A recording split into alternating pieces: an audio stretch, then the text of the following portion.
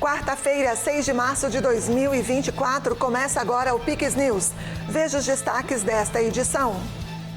Paraná pode se tornar a terra do lúpulo. Estado avança com pesquisas e iniciativas pioneiras para o cultivo da planta. Copel apresenta investimento de mais de 2 bilhões de reais. Companhia bate recorde em distribuição de energia elétrica. Em Santa Catarina, seminário discute futuro da água e esgoto. Maiores desafios têm relação com a falta de recursos financeiros e humanos. Derrotada na Superterça, Nikki Haley desiste da campanha presidencial nos Estados Unidos. Trump celebra vitória na data mais esperada antes das eleições americanas. Toyota anuncia investimento de 11 bilhões de reais no Brasil. O objetivo é impulsionar a produção de veículos híbridos. Esporte amazônico busca praticantes no Brasil. O que começou como uma brincadeira entre irmãos, hoje tem confederações em vários estados brasileiros. E você vai ver ainda. Quaresma é período de reflexão e sacrifício. Durante os 40 dias que antecedem a Páscoa, os católicos se preparam para celebrar a ressurreição de Cristo com muita oração e penitência. Essas e outras notícias a partir de agora no Piques News.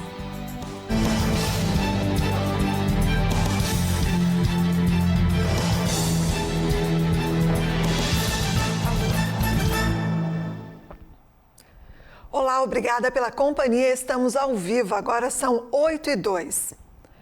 Ocorre até amanhã em Florianópolis o primeiro seminário de gestão e esgotamento sanitário. O evento, organizado pelo Tribunal de Contas de Santa Catarina, debate o saneamento envolvendo o futuro da água e esgoto no estado.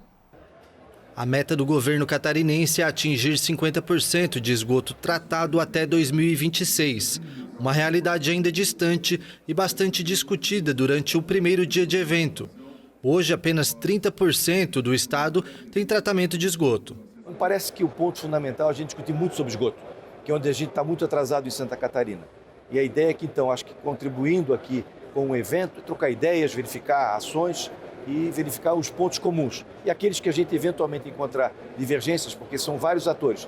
Tem a Casan representando uma parte disso, tem os municípios que também são responsáveis, tem a iniciativa privada que trabalha também, que a gente possa unir esforços para buscar o objetivo comum. O seminário que ocorre na Assembleia Legislativa em Florianópolis continua nesta quinta. O objetivo é buscar soluções técnicas e financeiras para o cumprimento dos prazos previstos no marco regulatório do saneamento básico. A intenção não é fazer observações negativas com relação aos números, aos índices de cobertura desta área no nosso estado, mas provocar discussão, encontrar saídas, caminhos de forma conjunta para que, como disse há pouco, um assunto de grande apelo junto à população possa ter um estudo mais aprofundado. O assunto é considerado um tema sensível para Santa Catarina.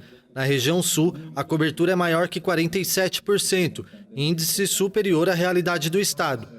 Estes números trazem impactos negativos na saúde pública e no meio ambiente, e a falta de investimentos dificultam o debate público.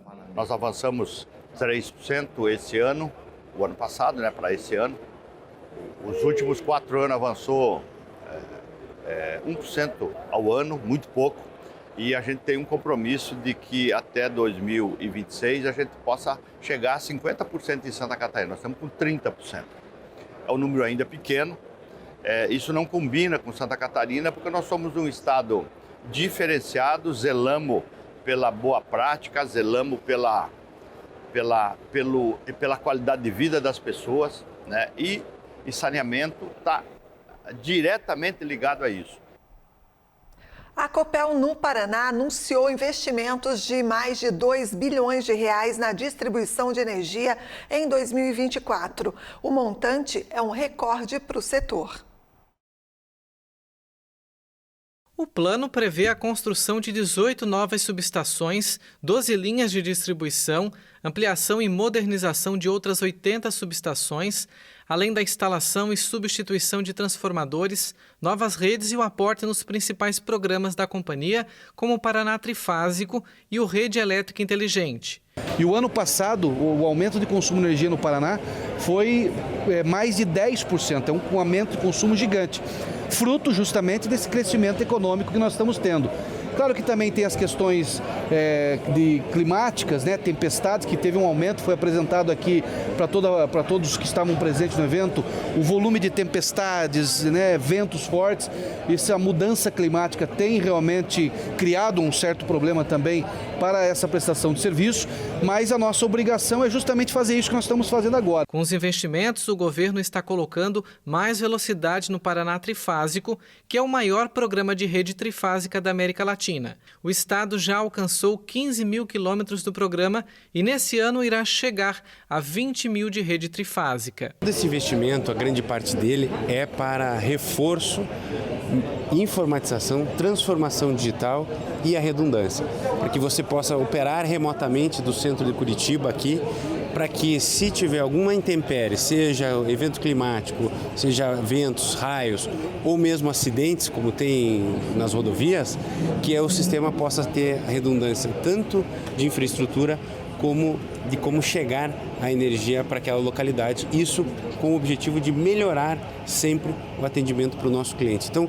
esse pacote de investimento aqui visa cada vez mais fortalecer a rede da Copel para prestar um melhor serviço ao nosso cliente e dar vazão a todo esse crescimento que nós temos visto no estado, principalmente nas regiões aqui do interior. E após o acordo entre a classe patronal e trabalhadora, o salário regional em Santa Catarina deverá receber aumento de 6%. O acordo foi entregue ao governador Jorginho Melo nesta terça-feira e será encaminhado para a Assembleia Legislativa de Santa Catarina em caráter de urgência. Esse é o 14º ano que o reajuste é feito com um acordo entre entidades trabalhadoras e patronais. Nós chegamos ao salário regional de R$ 1.844. Isso é um avanço, isso é um ganho melhor para o trabalhador de Santa Catarina. Isso demonstra maturidade, responsabilidade, espírito público de construir propostas como essas, que vai favorecer a classe trabalhadora. Então eu vou encaminhar em regime de urgência. Esse é o compromisso que assumi. Normalmente, a comissão de negociação tem em torno de 15 a 20 pessoas de cada lado na negociação, com assessores, economistas fazendo análise de conjuntura. E a gente faz uma discussão muito respeitosa entre as partes. O reajuste do salário mínimo com aumento real facilitou também nas negociações do piso salarial estadual. Tanto é que neste ano, o INPC de janeiro a dezembro de 2023 deu 3,71, nós negociamos 6%, deu 2,21% de aumento real. Os salários serão reajustados em 6%. O valor é aplicado por faixas conforme as categorias. Todas ficarão acima do salário mínimo, que é de R$ 1.412. A primeira e segunda faixa do piso regional ficam na casa dos R$ 1.600. A terceira ficou em R$ 1.700. Já a quarta ficou negociada em pouco mais de R$ 1.800. O mínimo regional se aplica exclusivamente aos empregados que não têm o piso salarial definido em lei federal, convenção ou acordo coletivo de trabalho. E depois de longas discussões chega-se a um resultado. Então viemos aqui ao governador pedir em regime de urgência que remeta esse projeto para a Assembleia Legislativa e que nós possamos então receber o aval do governo do estado aprovando o que foi negociado entre as partes envolvidas.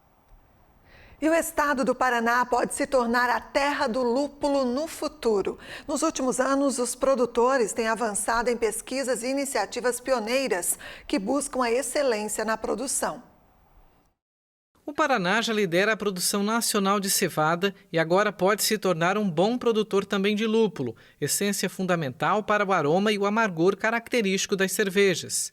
Alguns experimentos já contam com a participação da Universidade Estadual de Londrina e outros são fruto da iniciativa de produtores que se engajaram na causa, ampliando a oferta de produtos que saem do campo no estado.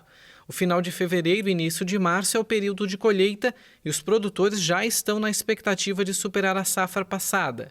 Muitos atendem às cervejarias de Londrina e Maringá, além de fábricas nos municípios de São Paulo e Minas Gerais.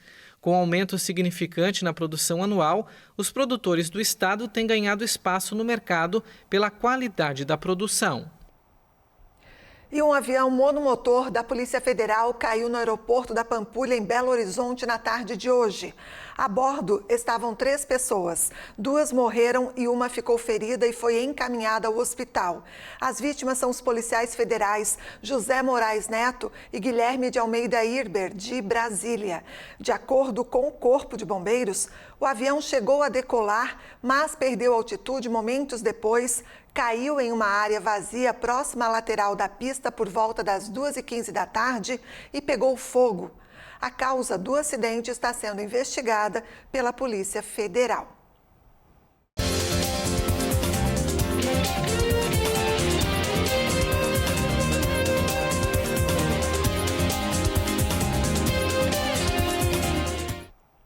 E agora você vai conhecer um novo esporte brasileiro.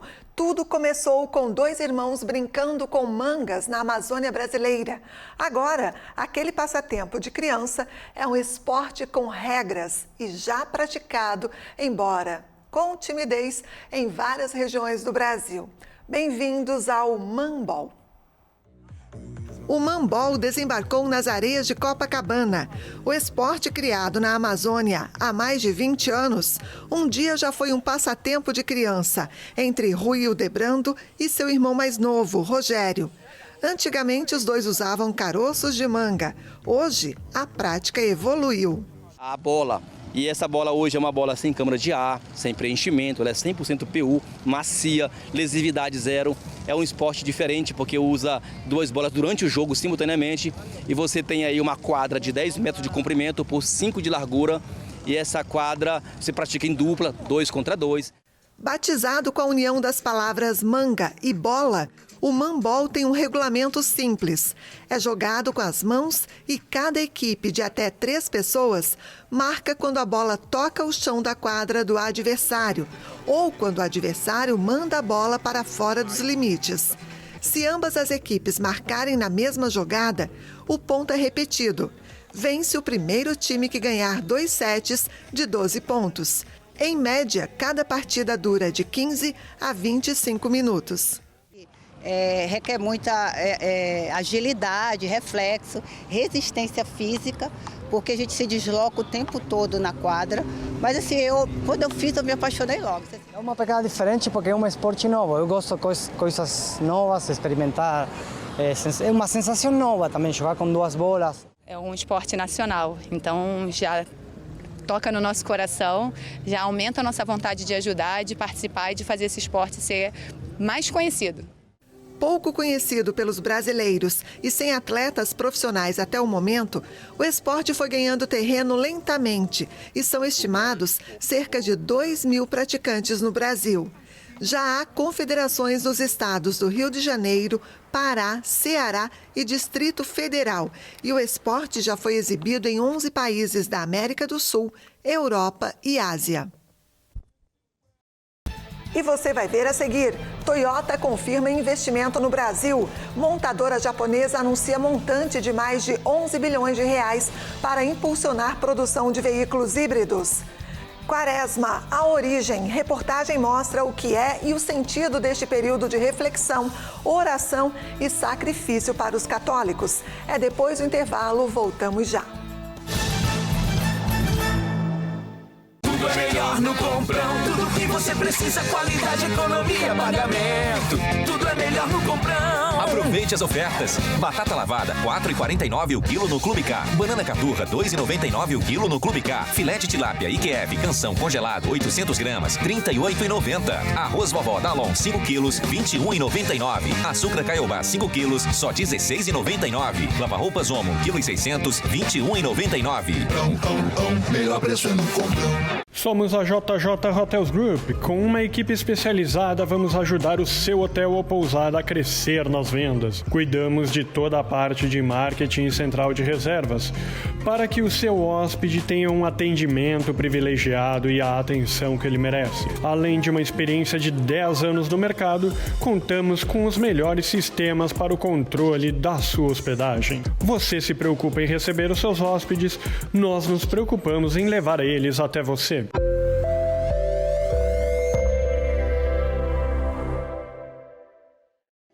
Venha conhecer a Elevato Garopaba. Você vai encontrar mais de 15 mil acabamentos para a obra ou reforma dos seus sonhos.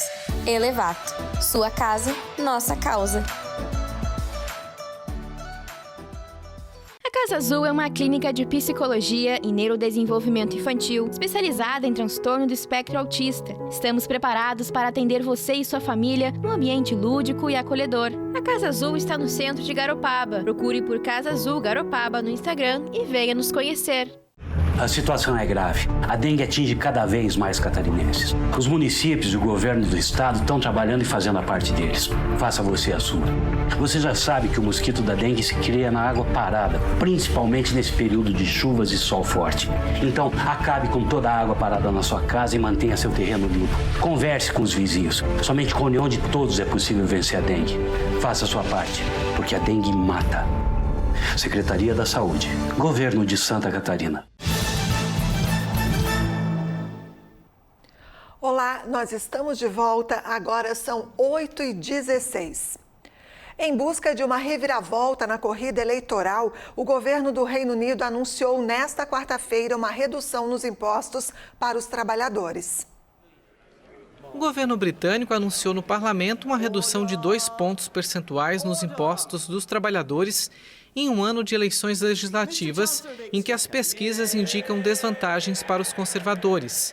Em uma atualização orçamentária, que geralmente ocorre 2 vezes por ano, o ministro da Economia anunciou na Câmara dos Comuns a redução nos impostos para a segurança nacional.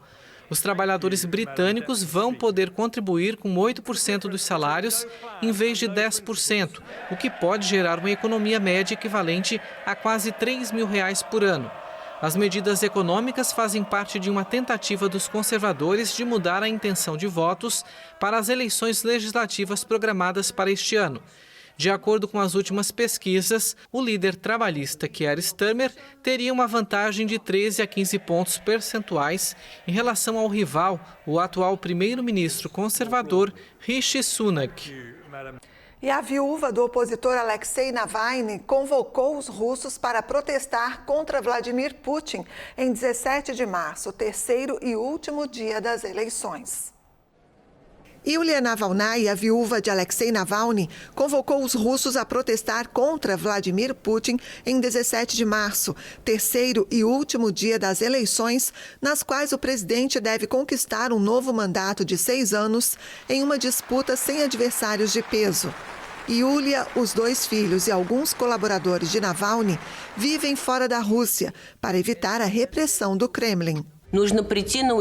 Precisamos ir até os locais de votação no mesmo dia e na mesma hora da eleição, 17 de março, ao meio-dia. Depois você pode escolher qualquer candidato que não seja Putin. Pode destruir sua cédula, pode escrever Navalny em letras garrafais. O funeral de Navalny, que estava detido desde 2021 e morreu em uma prisão no Ártico em 16 de fevereiro, reuniu milhares de apoiadores em Moscou na última sexta. O porta-voz do Kremlin, Dmitry Peskov, afirmou nesta quarta-feira que as autoridades vão organizar o tipo de eleição que o povo deseja e que não vão mais tolerar críticas à democracia russa. Os protestos tradicionais contra o governo são duramente reprimidos na Rússia, onde Putin deverá permanecer no poder pelo menos até 2030. O ex-presidente dos Estados Unidos, Donald Trump, celebrou os resultados favoráveis da super terça. A rival, Nikki Haley, só venceu no estado de Vermont. Donald Trump terminou o dia com vitória na maioria dos estados em disputa durante a super terça, em que milhões de americanos votam para definir os candidatos à presidência dos partidos democrata e republicano.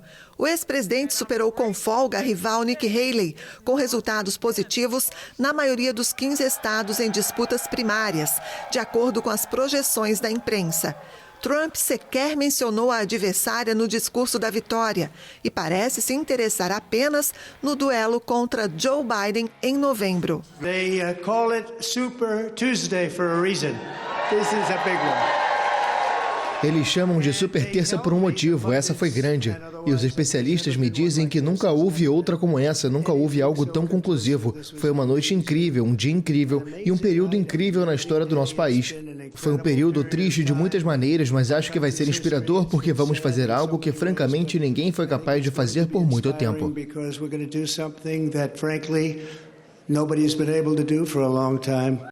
Haley, ex-governadora da Carolina do Sul, só venceu no estado de Vermont. Os delegados do Partido Republicano vão participar da convenção nacional que vai designar o candidato da legenda para as eleições. Apesar das vitórias, Trump se vê obrigado a expandir a base eleitoral, uma missão que não se anuncia fácil. Os votos dos simpatizantes são insuficientes para vencer em alguns estados que vão decidir o resultado das eleições. E a única adversária de Donald Trump pela indicação republicana para disputar a presidência dos Estados Unidos, Nikki Haley, desistiu da corrida pela Casa Branca. A ex-candidata sofreu uma dura derrota na chamada super terça. A ex-embaixadora americana nas Nações Unidas, Nikki Haley, anunciou nesta quarta-feira que desistiu da corrida presidencial. Em um pronunciamento na televisão, a ex-governadora da Carolina do Sul rejeitou apoiar Donald Trump e disse que o ex-presidente agora deve conquistar os votos daqueles que não apoiam. Haley comunicou sua desistência depois de ter sofrido uma dura derrota na super terça, quando um território e 15 estados americanos votaram nas primárias para escolher os candidatos. A ex-embaixadora levou a melhor sobre Trump apenas no estado de Vermont. Estou muito grata pela manifestação de apoio que recebemos de todo o nosso grande país, mas chegou a hora de suspender a minha campanha. Eu disse que queria que as vozes dos americanos fossem ouvidas e não me arrependo. Mesmo não sendo mais candidata, não vou deixar de usar minha voz para defender as coisas em que acredito. Trump, que nem sequer mencionou o nome de Haley no discurso da vitória, agora volta totalmente as atenções para a revanche contra o democrata Joe Biden em novembro. O republicano tem a difícil missão de expandir a base eleitoral em alguns estados. E agora uma boa notícia para o Brasil. Mais de 11 bilhões de reais vão ser investidos aqui no país pela montadora japonesa Toyota. O objetivo é impulsionar a produção de veículos híbridos. O grupo automobilístico japonês Toyota anunciou nesta quarta-feira um investimento de 11 bilhões de reais para aumentar a produção nacional de híbridos no país até 2030. A empresa planeja produzir no Brasil 2 modelos híbridos flex, que utilizam tanto bateria quanto etanol ou gasolina, o que a Toyota estima que vai gerar quase 2.000 empregos. O vice-presidente do Brasil, Geraldo Alckmin, publicou na rede social X uma mensagem de agradecimento em que aparece com um traje tradicional japonês e uma imagem do Monte Fuji. As montadoras japonesas apostam nos carros híbridos que combinam combustão interna com baterias elétricas, apesar dos avanços dos carros elétricos. Outras empresas como General Motors, Volkswagen, BYD e Hyundai anunciaram recentemente grandes investimentos no Brasil. E nós estamos pós-carnaval no período chamado Quaresma. E uma ação conjunta entre a Polícia Militar e a Companhia Integrada de Desenvolvimento Agrícola de Santa Catarina, a SIDASC, fiscalizou algumas propriedades rurais de Governador Celso Ramos na Grande Florianópolis, com o objetivo de identificar animais mantidos de forma irregular que poderiam ser utilizados na prática da farra do boi, que ocorre no período da Quaresma. Durante a fiscalização, os policiais e agentes da SIDASC também abordaram veículos suspeitos de transportarem animais de forma irregular.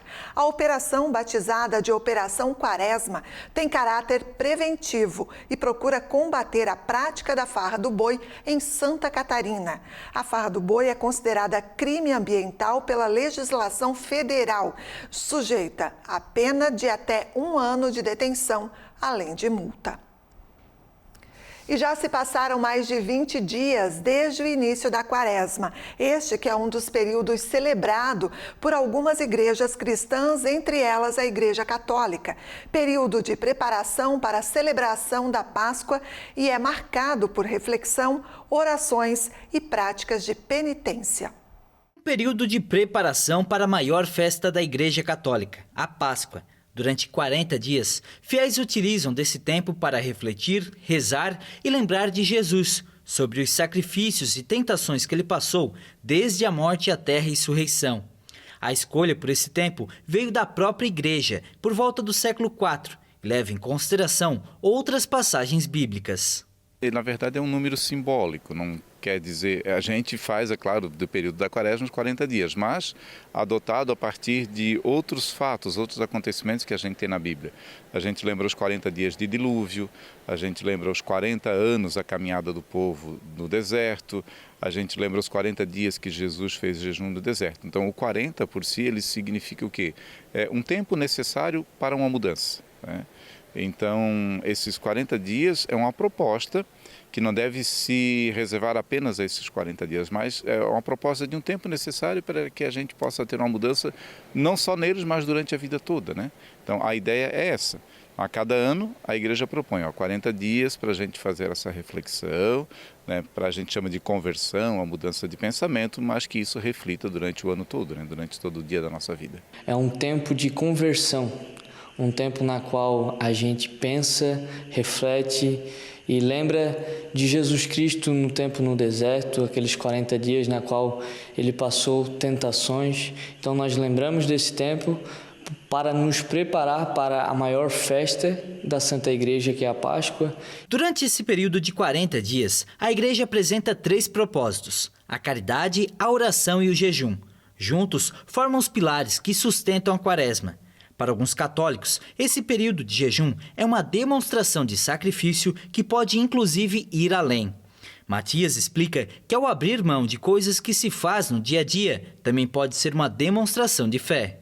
O que eu tento fazer, né, nesse período? Cada Quaresma é uma diferente, né? Cada ano eu faço de uma maneira diferente, mas tento fazer com abstinência de coisas que gosto, como, por exemplo, chocolate, como, por exemplo, refrigerante.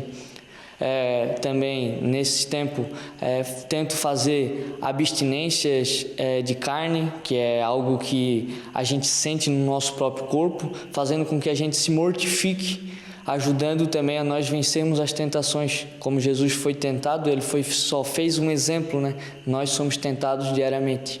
O jejum como um sacrifício. 2 dias a igreja nos pede, no caso seria o jejum ou abstinência de carne vermelha, que é na quarta-feira de cinzas e na sexta-feira santa. Mas também fica, né, como propósito de cada um. Durante esses 40 dias, né, algumas pessoas não comem carne toda sexta-feira durante a Quaresma, outras também fazem outros propósitos de deixar de fazer alguma coisa que gosta, a deixar de tomar uma cerveja, ou deixar de fumar um cigarro, ou de comer um chocolate, ou de não ir no jogo de futebol, enfim, né, cada um, de acordo com a sua realidade, pode fazer o seu propósito nesse sentido. Que significa o quê? Não é só a questão de deixar de comer alguma coisa, mas a proposta é que a gente tenha o domínio sobre nós mesmos, né? Seria o controle sobre nós, sobre os nossos desejos e as nossas vontades, né? Dessa maneira a gente consegue enfrentar melhor as realidades, as dificuldades que a vida nos traz. O objetivo é que esses atos de reflexão não se restringam apenas aos 40 dias que antecedem a Páscoa, mas que as mudanças permaneçam durante todo o ano. Para isso, por meio da CNBB, também são realizadas campanhas que buscam trazer novos debates e ensinamentos. Neste ano, a campanha é Fraternidade e Amizade Social, que reforça que, apesar das diferenças, todos são irmãos e irmãs. Quer trabalhar o quê? Quer trabalhar o diálogo, diminuir essa questão das diversidades religiosas, né? Quando preconceito, discriminação, ou seja, a proposta é que a gente possa ter um diálogo em comum, que a gente possa conversar, que a gente possa ter o mesmo propósito no sentido de construir a paz, lutar contra toda e qualquer forma de violência, discriminação, enfim, fazer uma caminhada juntos, sabendo respeitar a religião do outro, a fé do outro, a forma como o outro crê, como o outro vive a sua fé, sem precisar usarmos de ofensa. Aí a gente entra na questão das redes sociais também, né? Enfim, essa é a proposta para esse ano, fraternidade e amizade social. Então nós vivenciamos isso e a importância enorme de se preparar, porque é o cerne, é o principal da nossa igreja, que é o quê? A paixão, crucificação e ressurreição de Jesus Cristo. Então a maior festa é a Páscoa, quando Jesus ressuscita, o momento de mais alegria, o momento que nós na Santa Igreja mais ficamos alegres. Então para isso é necessário, não existe a ressurreição sem a cruz. Não existe a salvação sem o sofrimento. Então é necessário que nós nos juntemos aos sofrimentos de Cristo para que nós possamos bem vivenciar a maior festa, que é a Páscoa, como eu disse. Bacana. E o Pix News fica por aqui. Mais notícias no nosso site pixtv.com.br. Siga também nossas redes sociais. O endereço é @pixtvhd. Na sequência, você fica com o programa Lugares do Sul. E também hoje tem Backstage aqui na Pix TV. E a gente se vê amanhã. Até lá. Pix TV é conteúdo todo dia.